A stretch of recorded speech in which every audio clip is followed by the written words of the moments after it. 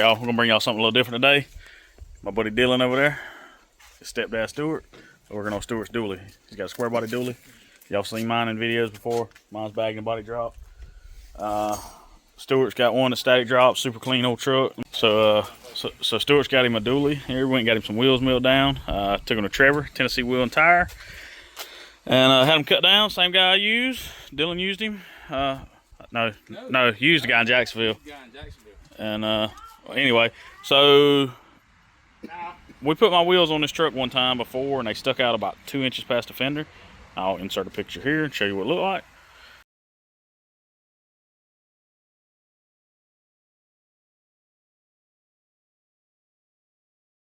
But yeah, they was too long. So when he got his wheels, he had to swap the rear end out.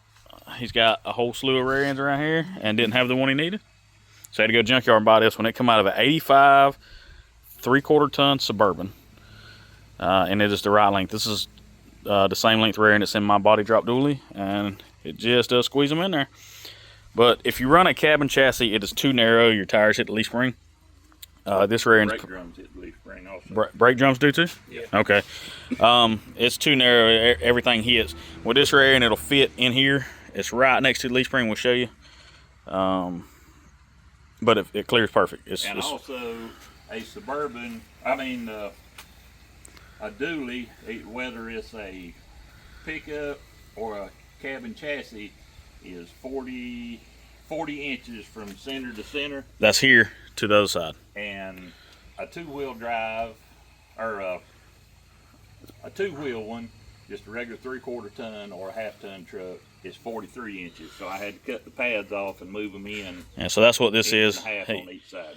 And funny story is, he already cut them off, got Dylan to weld them back on again, and then realized they were, and then he went to put it under and realized it was narrower. So we're gonna get this pinion angle set, tacked in. He just moved his hangers up a little bit. He didn't want to do a flip kit because these things are just hammered with a flip kit. What, they 8-inch drop, I think, with just a flip. 8 or 9 inches. So you got to go in and do a step notch. He didn't want to do all that. So he moved the hangers up. We're gonna weld those in too, and set this pinion angle, burn those purchase in. He just got some purchase from down to earth for like a Dexter 10,000 pound axle, and they work just right. So I'm gonna burn this in, and we'll do some measuring, show y'all some more stuff here in just a minute.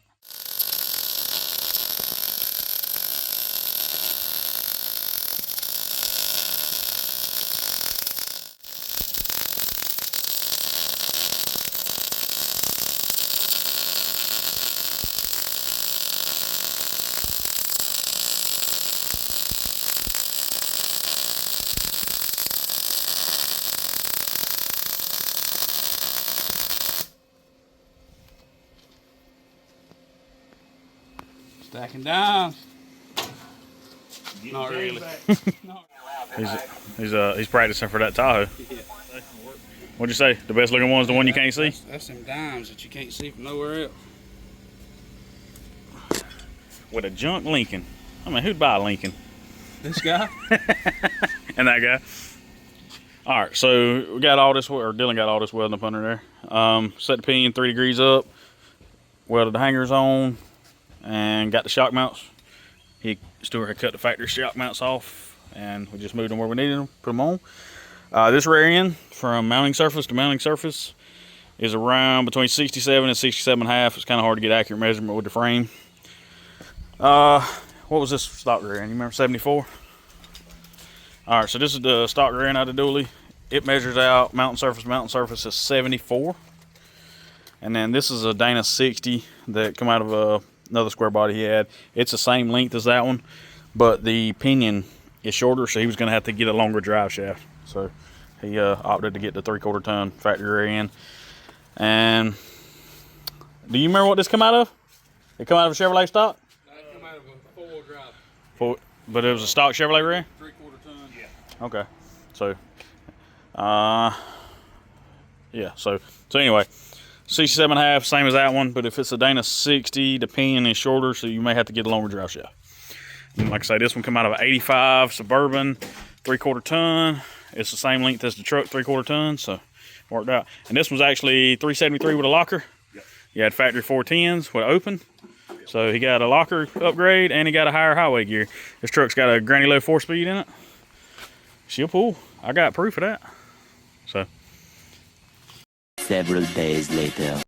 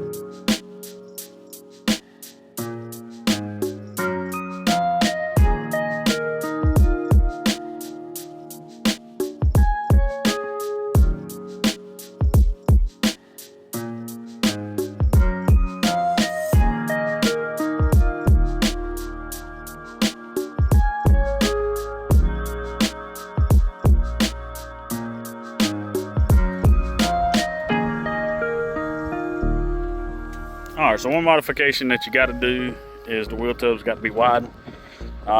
You found you some wheel tubs yet? Second set? I'm gonna widen what I got. Okay. I know that AMD sells widened wheel tubs. I don't know if they would be wide enough for this. I would assume they would be, but Stuart's gonna do it like we always did it and just take 2 sets and make one. And I didn't have to move it in, but about that much. I think it was in the center of that line there. So didn't have to cut much, huh? no. And they tuck in there just right. All right, if you could do it again, would you do anything different? Wouldn't have wasted your time dragging all the other areas out? Been born rich. Just went and bought one already done. Yeah. Nah, that'd take the fun out of it. I like it doing it this way. Always have. So, the only thing I know, moved the hangers up, it lowered the rear a little bit more, so he's getting a little bit of bottoming out. So, he'll get with us in the next couple weeks. Me and Dylan's gonna help you put a notch in this thing, and need to cut all that out and put a big step notch for the gooseneck. I need my truck.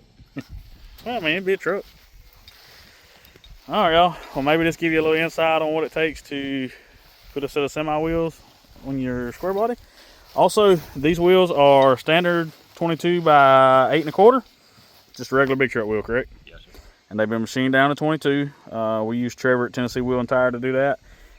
Also, none of these wheels are faced. So you can have them faced where they'll tuck in a little more, but with the 3/4 ton rear end, you don't have to do that.